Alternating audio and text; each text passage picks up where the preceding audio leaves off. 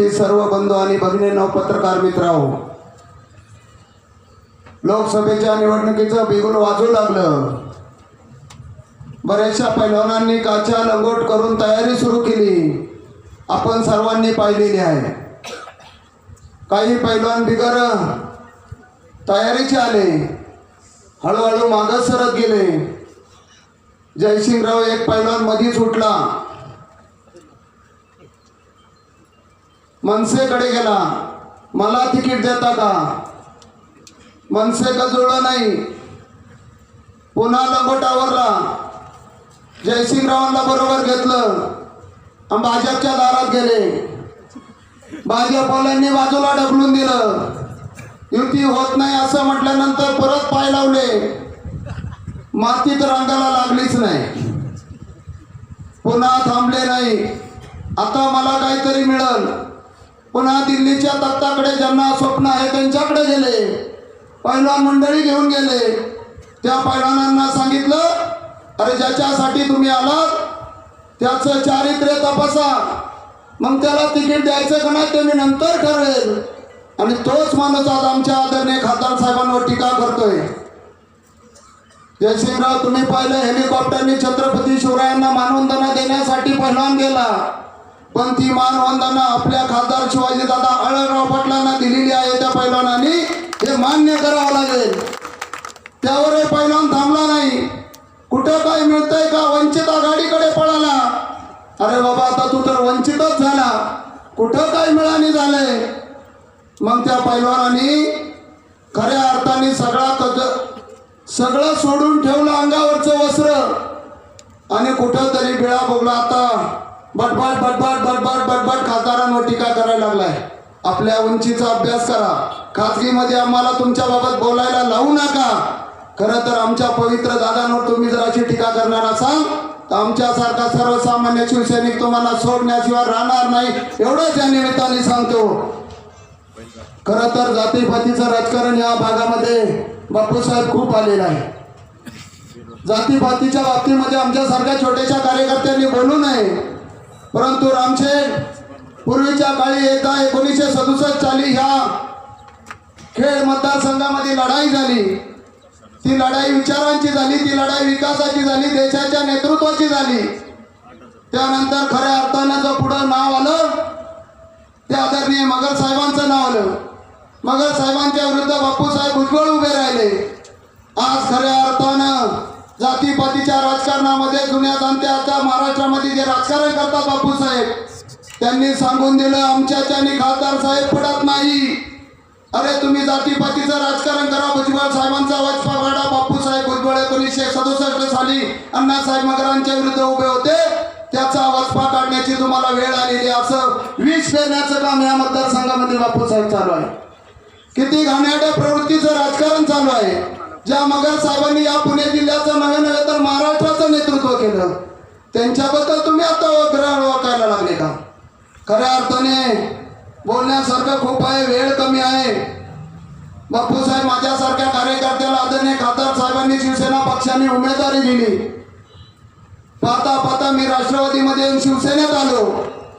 जयसिंगराव, तुम्ही पण आमच्या बरोबर होते राष्ट्रवादीमध्ये. ज्यावेळेस खासदार साहेब या आंबेगाव तालुक्यामध्ये नौख्यात आले होते, जो माणूस खासदार साहेबांबद्दल अहोरात्र सांगत होता, एक आपल्या भागातील उद्योगपती आहे, आपल्या भागातील एक चांगला गरीब कुटुंबातला मनुष्य आहे, दिल्लीच्या तख्तापर्यंत उभ्या भारत देशामध्ये नव्हे तर उभ्या जगामध्ये याची कार्यालय, हे स्वतः तोंडाने सांगत होता तो माणूस.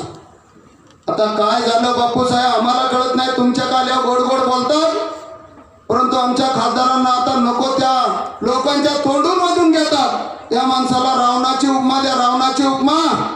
आपलं वय झालंय, आपला बुद्धिभेद झालेला दिसतोय असं माझ्यासारख्या छोट्याशा कार्यकर्त्याला वाटतंय.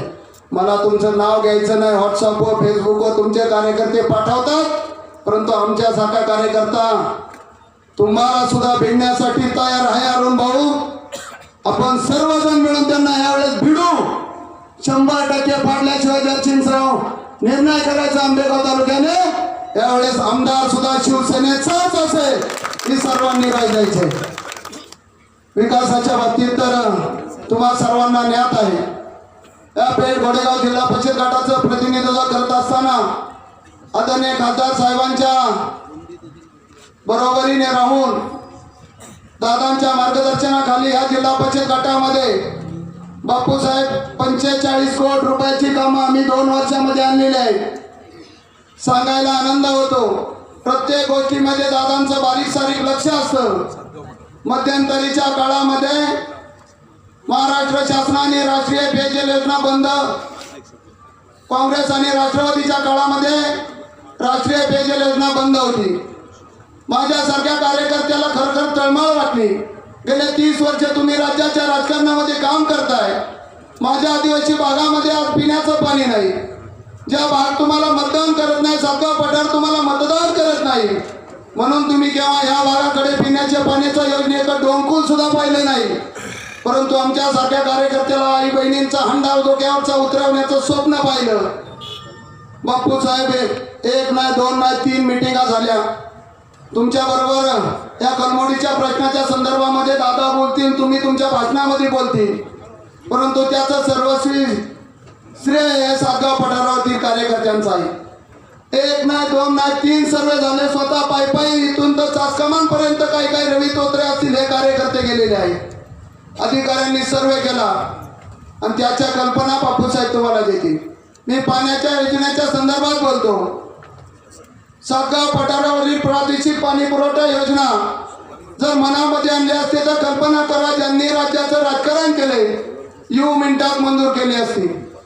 आमच्यासारख्या कार्यकर्त्यांनी प्रयत्न करून 18 कोटीची योजना या सातगाव पठारासाठी पिण्याच्या पाण्याची घोडेगाव नदीवरनं कुरवंडी या ठिकाणी मोठी टाकी आणि सगळ्यांना सायपननी पाणी देण्याचा प्रयत्न आमच्यासारख्यांनी केलेला आहे। नजीकच्या थोड्या दिवसामध्ये ही योजना कार्यान्वित होईल अशी अपेक्षा बाळगतो। रस्ते, सभामंडप हे काम सातत्यानं झालेलं आहे, परंतु हे पेठ नगरी असं गाव आहे, या गावावरती खासदार साहेबांचं प्रेम, या गावावरती या पुणे जिल्ह्याचे पालकमंत्री आदरणीय गिरीश बापटजी साहेब यांनी हे गाव दत्तक घेतलेले आहे। या गावाच्या रस्ते सगळं बापट साहेबांनी दिले, खासदार साहेबांनी दिले, जिल्हा परिषदमधनं दिलेले आहेत। आणि तुम्हाला पेठ नगरीच्या नागरिकांना विनंती करतो, आपण बापट साहेबांचा सन्मान ठेवण्यासाठी आदरणीय खासदार साहेबांच्या मागे भक्कमपणे उभे राहा एवढी विनंती करतो।